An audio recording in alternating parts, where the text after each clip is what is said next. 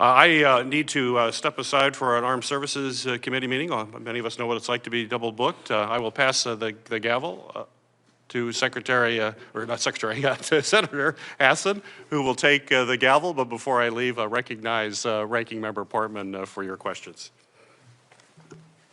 Thank you, Mr. Chairman. We've discussed a broad array of threats already this morning, and I agree with the Chairman on the necessity for us to have the information on the cyber front, which is, of course, something that continues to grow every year in terms of a threat to our homeland. We talked about domestic extremists. Certainly that is a threat, as we've said today.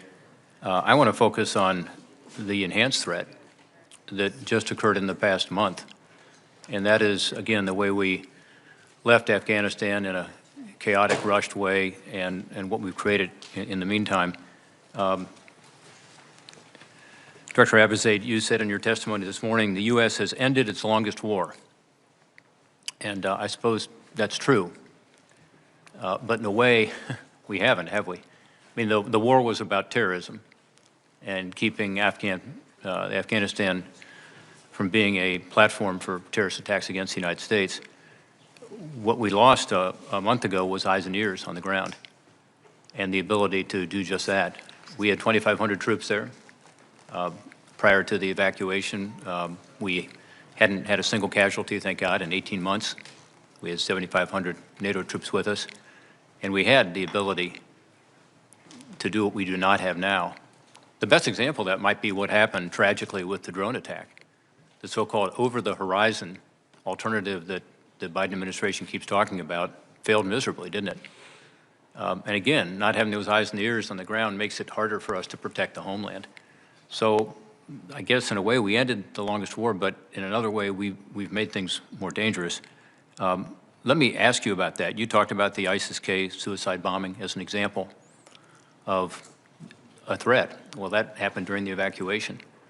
Again, we hadn't had, thank God, a casualty in 18 months until we lost those 13 brave soldiers, sailors, Marines. You also said in your testimony that the terrorists around the world are, quote, using individuals who have access to the U.S. to conduct attacks. I look at what's going on with the evacuation and us not knowing who's coming to this country, and that's a statement of fact. We just don't know. Having tried my darndest to find out from the State Department and the Department of Homeland Security, it's happening so quickly and was so chaotic, we just don't know. So I'd ask you, Director Abizad, is our homeland more or less safe following from attack following the U.S. withdrawal from Afghanistan? Thank you, Senator, for the question. With respect to Afghanistan, as I mentioned, the terrorist groups that we're most concerned about presenting a threat both in the region but also a future external threat is obviously one, ISIS-K, ISIS Khorasan, and two, Al-Qaeda and Al-Qaeda's affiliate there. Now, over the years and sustained CT pressure on both groups, principally Al-Qaeda, but given ISIS-K's more recent arrival on the scene, also significant counterterrorism pressure there, has really relegated those two groups to primarily a regional threat. Now, in the wake of our withdrawal, the question is, at what point does that regional threat build to a capability and intent that is focused externally and particularly focused on the homeland? And I would say from an intelligence community perspective, that's one of our highest priorities, which is to monitor and assess the degree to which those groups actually present an external threat. Well, you've done some monitoring and assessment of it already. I mentioned the Defense Intelligence Agency and CIA have adjusted their projections as to the threat to the homeland, and particularly, Al-Qaeda moving back into Afghanistan. So would you say, again, is our homeland safe or less safe? So the CIA and DIA assessments that I'm aware of are within the range that we had assessed prior to the drawdown, 1 to 3 years. I think it's fair to say that we are concerned about... They're saying it's less time now, and they're saying that's a conservative estimate. I think it is fair to assess that it is that the development of those groups' external operations capability, we've got to monitor and assess whether that's going to happen faster than we had predicted otherwise. Afghanistan's a very dynamic environment right now. I'll take that as a yes, that we're less safe following the U.S. withdrawal from Afghanistan. I mean, I think it's pretty obvious. Director Wray, do you have any comments on that? Do you think we're more or less safe following the U.S. withdrawal from Afghanistan?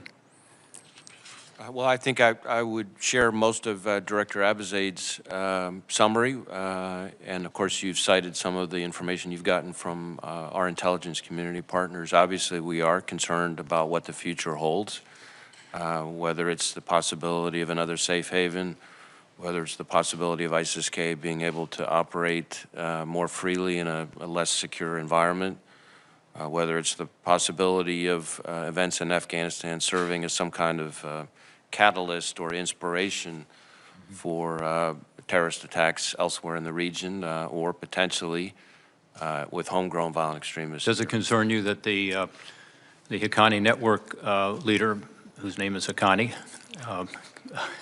is now the acting Secretary of the Interior of Afghanistan?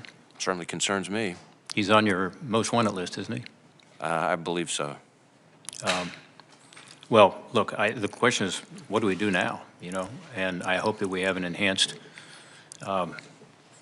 response to the enhanced threat, and not just the kind of feckless drone strike that we saw and tragic drone strike that we saw.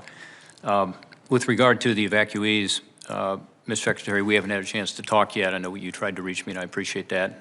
And I do think that we've got a real problem here. I mean, the best numbers we have are that very few of the people who have come over are so-called SIVs, meaning the people who actually helped us, who were drivers or interpreters or otherwise assisted the U.S. effort. Secretary Blinken, in his testimony last week, said there are about 20,000 people who had applied for SIV. 708 of them have come through the evacuation, as far as we know. Those are the best numbers we have. In fact, when you look at who's come, not only did we leave American citizens behind, and obviously leave a lot of these SIVs behind who, you know, stood by us, but it looks like there are about 6,500 American citizens who came. That's about 11%. About 3,500 lawful permanent residents. That's just under 6%.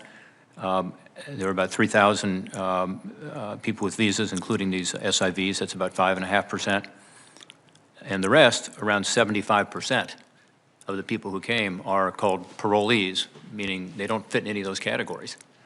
And we're pushing very hard to get the information. Again, we're desperate to have a classified briefing to be able to get into that, because apparently you can't provide it in an open setting, or maybe just don't have the information. But does that concern you, that 3/4 of the people who we have brought into this country, and by the way, we brought about half the people into America, about 60,000, about 120,000 are still overseas, and we're told that among those people overseas there are even fewer American citizens or permanent green card holders or SIVs. But does it concern you that we don't have in place a way to properly vet and handle these individuals, including allowing these individuals, you know, to walk off the military bases if they choose to do so today? Ranking Member Portman, first of all, as a preliminary matter, I was disappointed to learn that of your disappointment with respect to the information that you've received, even in the classified context, and I will... We haven't had a classified briefing yet. Well, yesterday, I understand the staff did, and I will... The staff had one, and their report to me, at least, was that they didn't receive anything new that they hadn't already received, including in our phone call yesterday, which was not classified. So the point is, we would just love to get whatever you all need to do to give us the information. We just don't have the information. And precisely why I wanted to articulate my apology and make sure that we remedy that situation right away. Thank you. You're entitled to that information. Thank you. So we do have a robust screening and vetting process, in addition to expertise both in the transit countries and here domestically, to ensure the safety and security of the American people.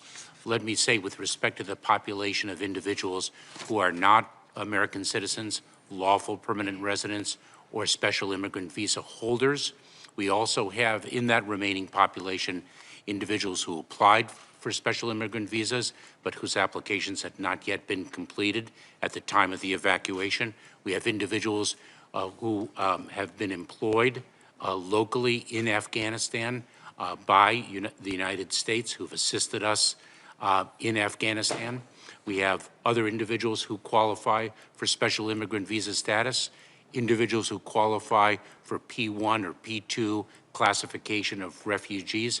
So it's a very mixed population, and we screen and vet that remaining group as we screen and vet all. Thank you. We'll chance to get into this more later, but there's some discrepancy there, but we'll look forward to talking more. Senator, I'll note that there is going to be a second round of questions, and we've gone well over here. So I'm going to turn to Senator Carper now.